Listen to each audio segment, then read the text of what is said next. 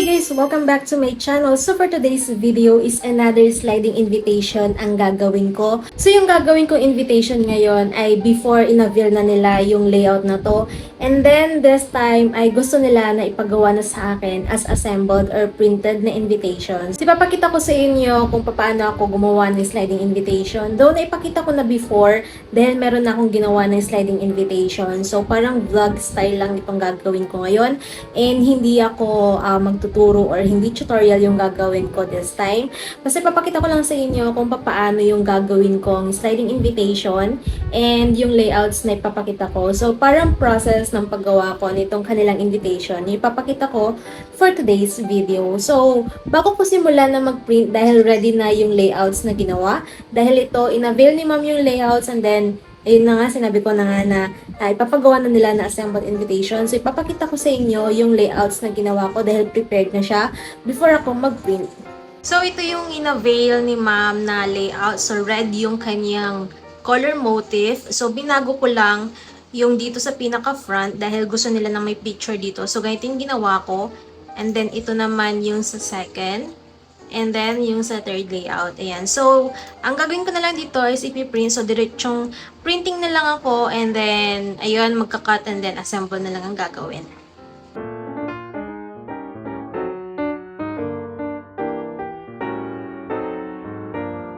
So, ang ginagawa ko muna ay nagsasample print muna ako ng isang piraso para makita ko yung kanyang outcome bago ako mag-multiple print. So, ayan, nagpiprint na ako ng isa and hinihintay ko lang muna siya para ma-check ko kung okay ba siya. So, pakita ko lang habang nagpiprint. Ayan, ito yung ginawa ko na geometric flip invitation. So, kung sakali man na gusto din ninyo mag-avail ng layout or ng assembled na invitation, available siya sa akin. So, mag-message lang kayo sa aking Facebook page na Inspired by Cassie. So, gumagawa ko ng invitation dito lang din mismo sa table ko dahil ito lang yung space na meron ako. Dito din yung workstation ko. So, kung saan ako nagtatrabaho ng pang home base ko yung talagang work ko as full time. Dito na din ako gumagawa ng mga invitation and ng mga layout. So, ito yung aking monitor. Dito akong gumagawa. And then, of course, nandito yung aking printer. So, isa pala yung printer na gamit ko. But, of course, bini-visualize ko siya kapag in the future na mas madami na magpagawa sa akin ng invitation. Magkakaroon ako ng sariling room para sa crafting room. And, of course, mas dadagdagan ko yung printer para mas mabilis yung production ng mga invitation. So, kapag madami nang nagpagawa sa akin and of course, kailangan ko na ng mas spacious na room, ayan, doon ko na lang siya umpisan. But this time, dahil ilan lang naman yung ginagawa ko sa isang buwan, okay lang ako dito sa space ko na ganito. So, tiis-tiis lang muna tayo. And then, in the future, of course, mas lalaki to. So, sana matulungan niyo ako na magkaroon ng additional na printer and of course, ng mas spacious na room. So, mag-avail na kayo ng layouts or ng mga printed invitation. So, ito na yung aking invitation. Ayan, ito na. May-print na siya and i-check ko yung kanyang quality.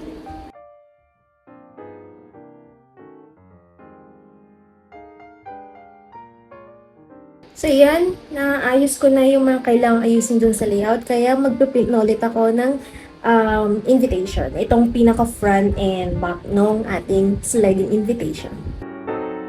So, habang nagpiprint yung ating printer and dahil meron na akong isang sample dito, so, ayan, magka-cut na ako. I-start ko na mag-cutting para hindi ako masyado matabunan ng gagawin mamaya kapag natapos ng i-print lahat.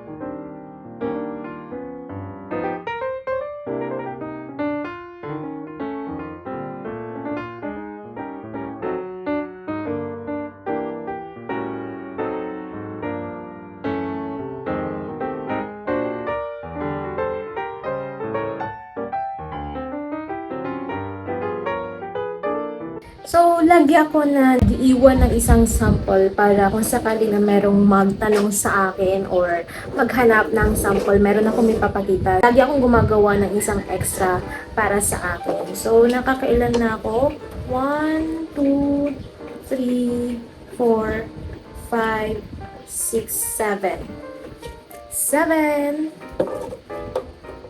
So, ang goal ko is sana matapos ko itong 35 sets within the day. So, nag-start ako ng 3:30 p.m. So, tignan natin kung hanggang anong oras ako matatapos ngayong araw. So, sana matapos ko siya lahat.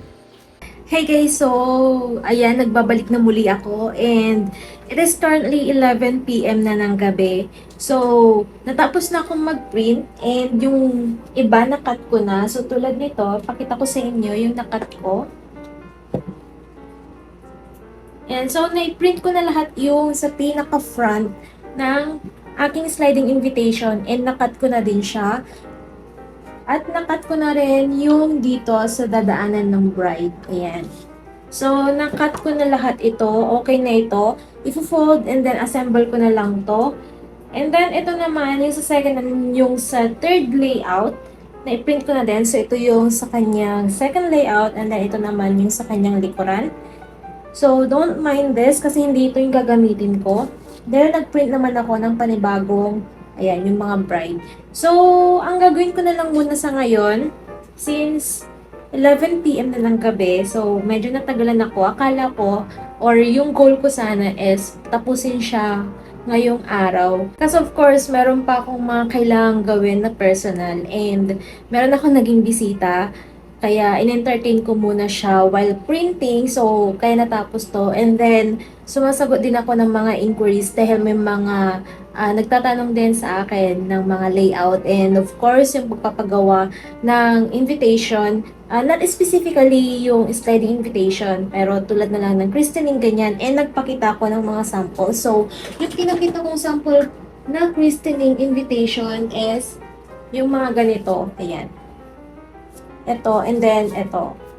So, ilang beses ko naman ipakita sa inyo yung mga ganitong sample ko ng christening invitation. Ayan. So, ito ginawa ko siya para doon sa kambal. Ayan siya. And then, ito naman, yung theme nila is cars. Kaya, ganito naman yung ginawa ko. So, naipakita ko na to and ayan, ito yung pinakita kong sample doon sa nag-inquire. And ito din. Ayan. So, puro smart lahat yung mga ginamit ko dito.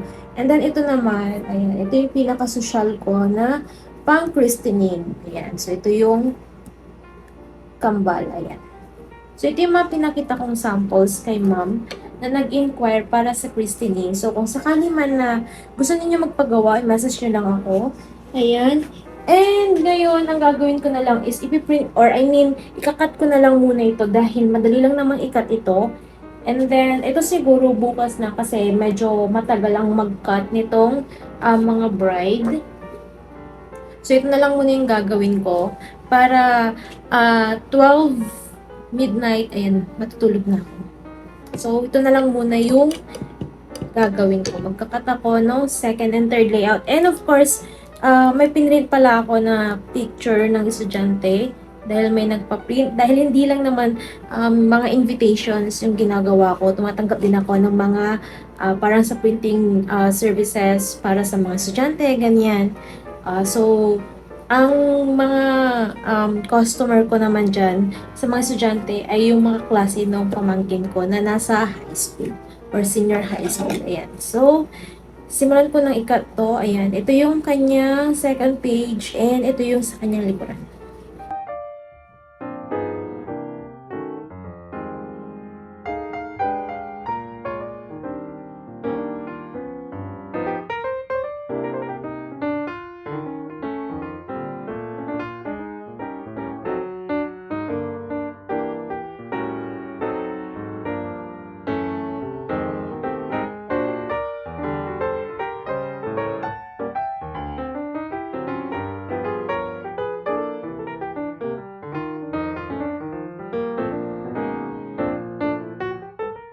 So, while nagka-cutting pala ako dito, meron pala akong naalala.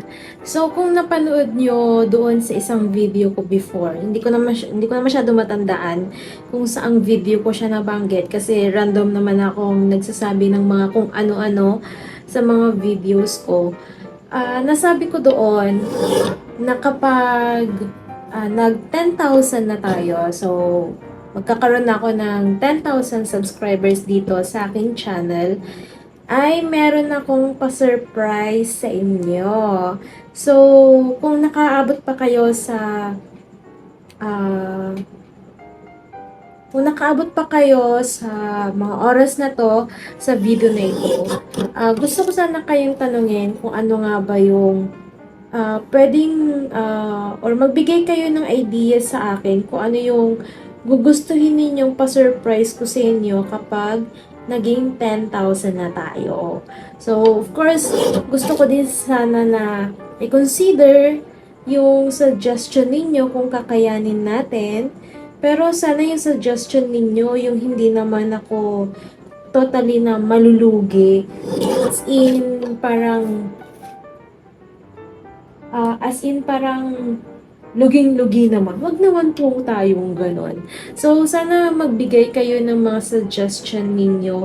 And, ayan, pwede kong i-consider yan. So, meron na akong naiisip na pwede kong ipa-surprise sa inyo. Pero, this time, hindi ko muna siya sasabihin kasi nasa 8,000 pa lang tayo.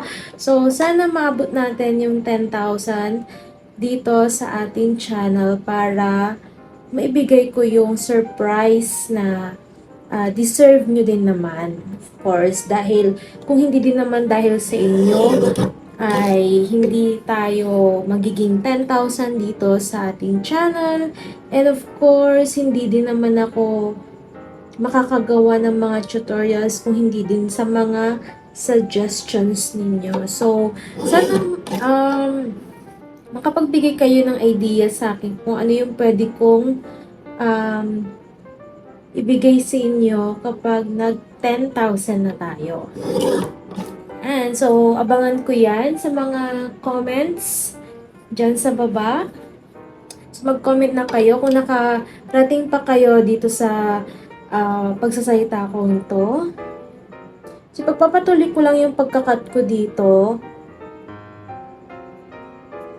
para bukas ready to assemble na ako. And hopefully bukas, kasi nagde-deliver ako or pinapa-deliver ko, pupunta ako ng mostly LBC ako nakakapagpadala dahil yun yung choice ni client or ni customer, kaya sa LBC ako mostly pumupunta. And ang schedule ko ng pagpapadeliver is Monday, Wednesday, and Friday. Kasi yun po yung araw kung kailan po ako lumalabas. Hindi po ako makakalabas ng any day dahil may work din po ako. And of course, meron akong ibang mga project na tinatapos. So, sana matapos ko to hanggang bukas. Since hapon naman yun, siguro mga 5 p.m. ako aalis. So, sana maihabol ko siya. Pero dahil meron pa akong work bukas, meron akong full-time work bukas, kaya as in aagahan ko talaga yung aking paggising. But for now, ayan, anong oras na ba? It is currently 11:35. And may mga inquiries na naman tayo. So, hindi ko muna sila re-replyan ngayon. Dahil mag-aalas 12 na. And bukas ko na lang sila re-replyan. And dahil meron pa akong ginagawa. Pero okay lang yan. Kasi midnight naman na. Kaya, ayun, tatapusin ko lang muna itong kinakat ko. Baka naiingayan kayo dito sa aking cutter, and of course hindi nyo fully nakikita yung mukha ko, though hindi naman ganun kailangan makita talaga yung aking face. Pero ayan, tapusin ko muna yung kinakat ko.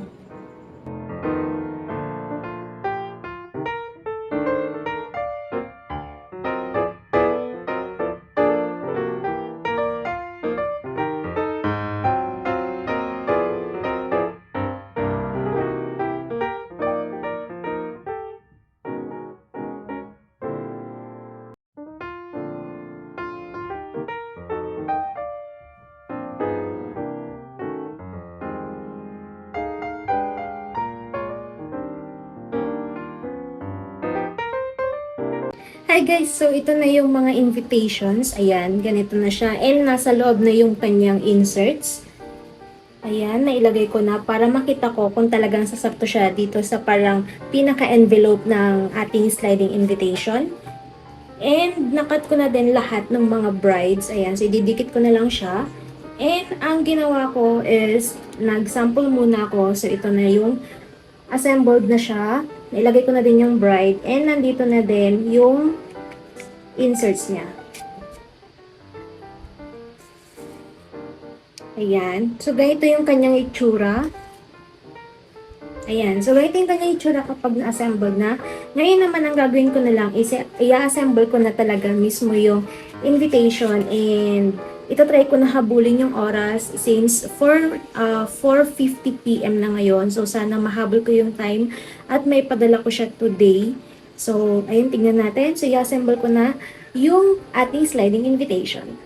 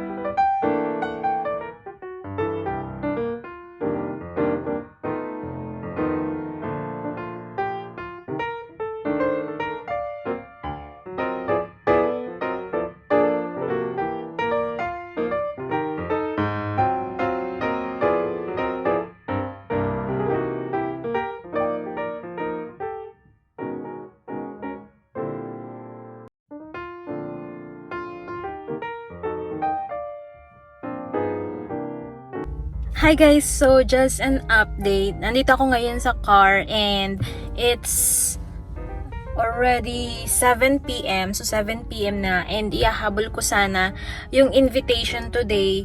Kaso, hindi ako nakahabol dahil sa maraming rason. So, isa na doon is yung mall.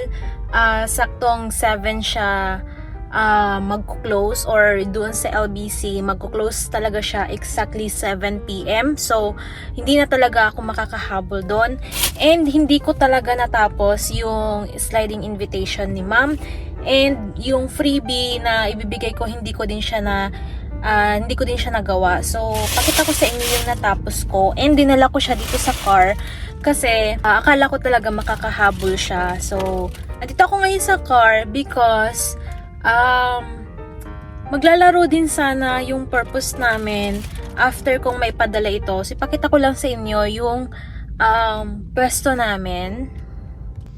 So, andito ako ngayon sa parking and doon kami naglalaro. So, ang nilalaro talaga namin is lawn tennis. Ayan. And tinuturuan lang nila ako. So, may mga surgeon or mga coach or yung mga players na naglalaro dyan. And ayun, first time kong maglaro nito. So parang nag-start ako nung February lang and March na ngayon.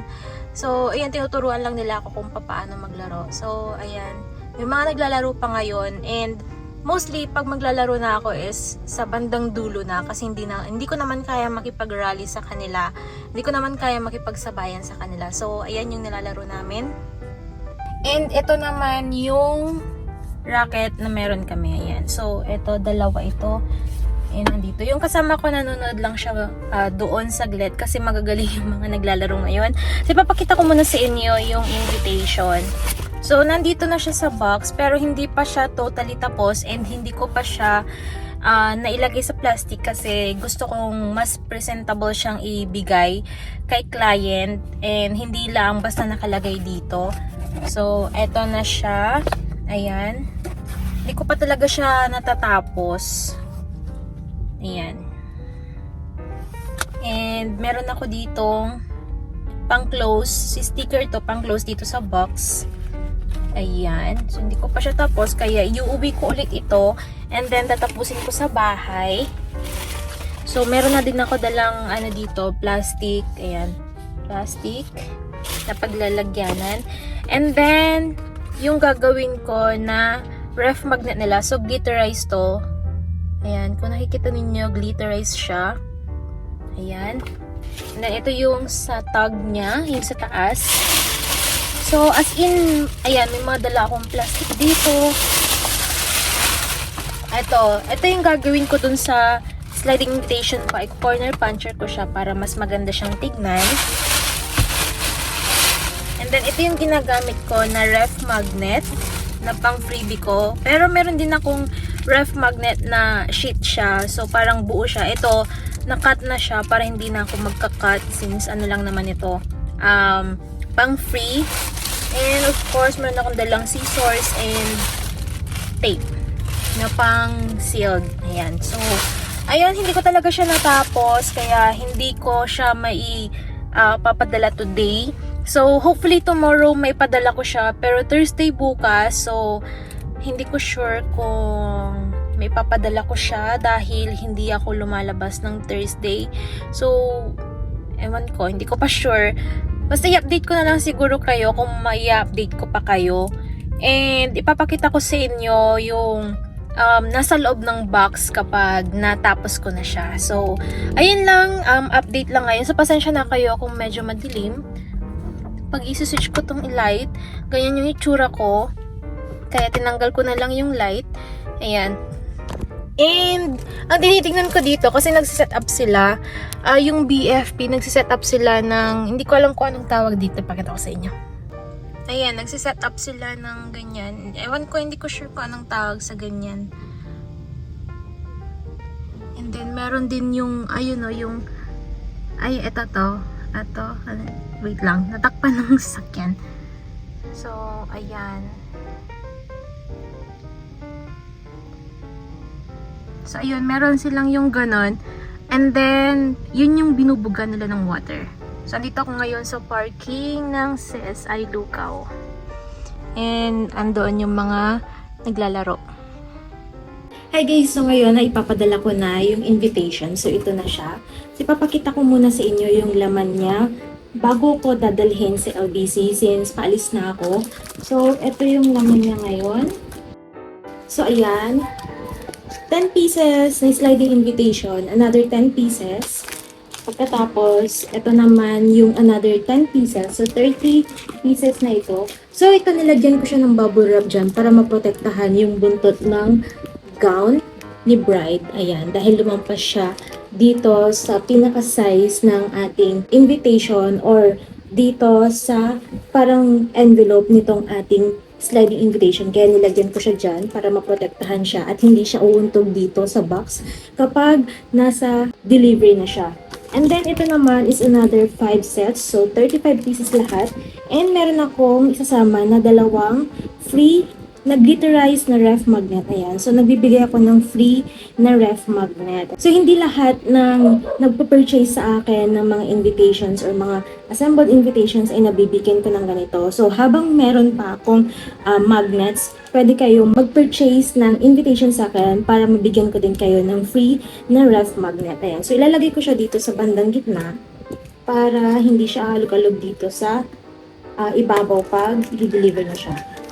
Ayan, so ganito yung kanyang laman. So, ready ko na siya na ipadala sa LBC. And, meron din pala ako nitong sticker na ilalagay ko dito. Pero hindi ko muna siya ilalagay ngayon kasi check pa siya ng LBC.